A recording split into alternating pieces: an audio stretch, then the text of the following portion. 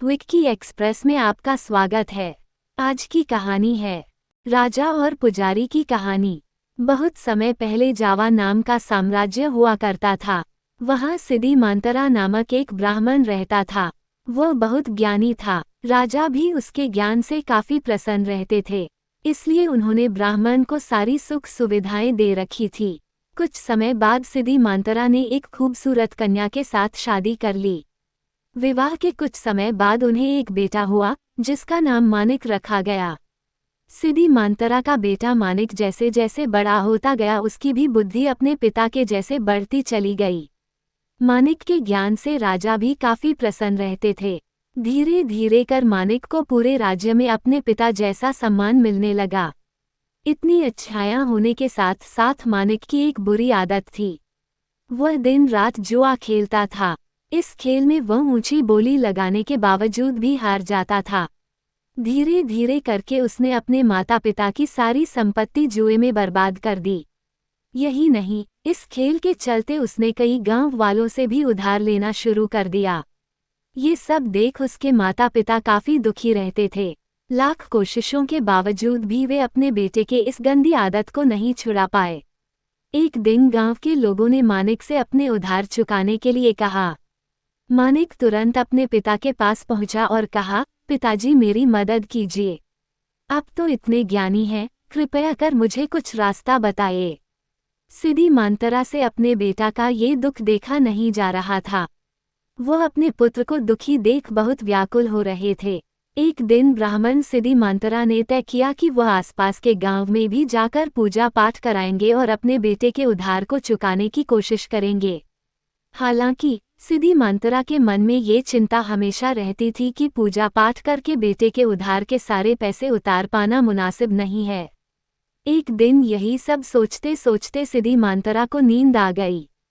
तभी उन्होंने सपना देखा कि पूर्व दिशा की ओर एक ज्वालामुखी पर्वत है, जिसमें एक बड़ा सा खजाना छिपा हुआ है।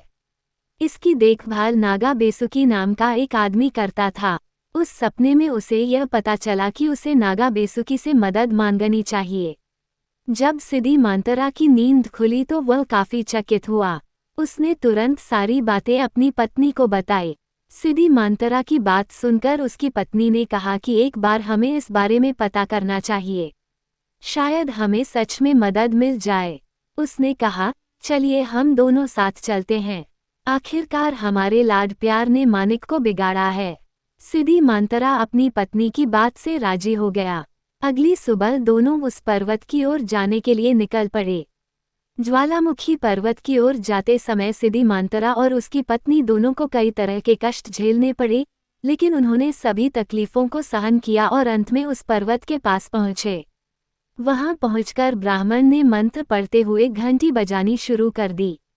तभी वहां नागा बेसुकी नामक व्यक्ति उपस्थित हुआ। सिद्धिमांतरा और उसकी पत्नी ने झुककर नागा बेसुकी को प्रणाम किया और अपनी परेशानी बताई। नागा बेसुकी शांत होकर उनकी बातें सुन रहा था।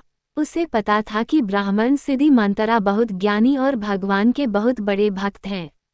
वह अपने पुत्र के कारण काफी कष्ट में है, इसलिए नागा बेसुकी ने उनकी मदद के लिए अपने शरीर का एक हिस्सा झाड़ा, जिससे ढेर सारा धन, जेवर और सिक्के की बरसात होने लगी।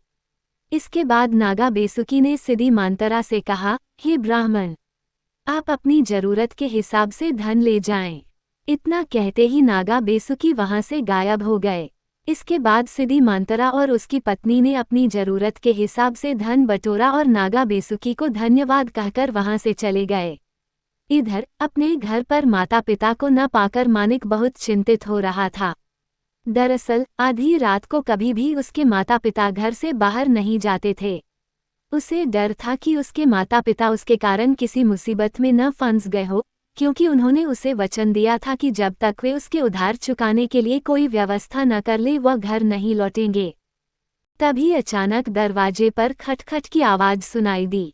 मानिक दौड़कर दरवाजा खोलने पहुंचा। उसने देखा कि उसके माता पिता लौट आए थे। ये देख वो बहुत खुश हुआ। उसने तुरंत उनसे पूछा कि वे कहाँ गए थे, लेकिन उन्होंने मानिक के प्रश्न को टाल दिया और उससे दूसरी बात करने लगे। अगली सुबह उन्होंने मानिक को ढेर सारा धन दिया और कर्ज चुकाने के लिए कहा। अपने माता पिता के पास इतना सारा धन देखकर मानिक को काफी आश्चर्य हुआ। उसने उनसे पूछा कि इतना सारा धन कहाँ से आया, लेकिन उन्होंने उसे कुछ नहीं बताया। अंत में मानिक को अपनी गलती का एहसास हुआ और उसने अपने माता पिता से माफ़ी मांगी और उन्हें वचन दिया कि वह अब दोबारा ऐसी गलती नहीं करेगा। इसके साथ ही वह अपने पिता के साथ पूजा पाठ में जुट गया। कहानी से सीख। इस कहानी से हमें ये सीख मिलती है कि हर किसी को अपनी गलतियों को सुधारने का मौका मिलना चाहिए, क्योंकि जो अपनी गलती सुधार लेता है वही एक अच्छा इंसान बनता है। सुनने के लिए धन्यवाद। मेरा चैनल सब्सक्राइब करें, लाइक और शेयर भी करें। धन्यवाद।